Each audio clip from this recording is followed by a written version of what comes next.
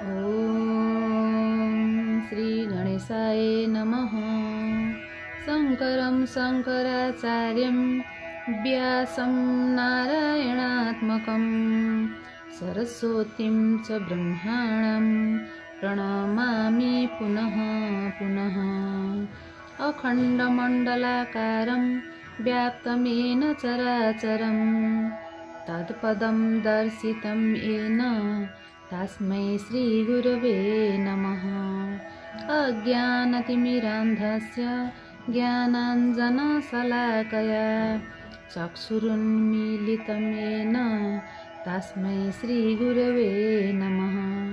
गुरुर्ब्रह्मा गुरुर्विष्णुः गुरुर्देवो महेश्वरः गुरुः साक्षात् परं ब्रह्म तस्मै श्रीगुरवे नमः।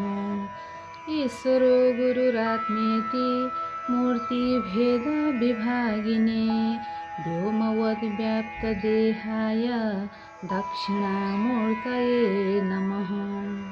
ध्यानमूलं गुरुमूर्ति पूजामूलं गुरुपदं मन्त्रमूलं गुरुवाक्यं मोक्षमूलं गुरुकृपा। मन्त्रमूलं गुरुवाक्यं मोक्षमूलं गुरुकृपा।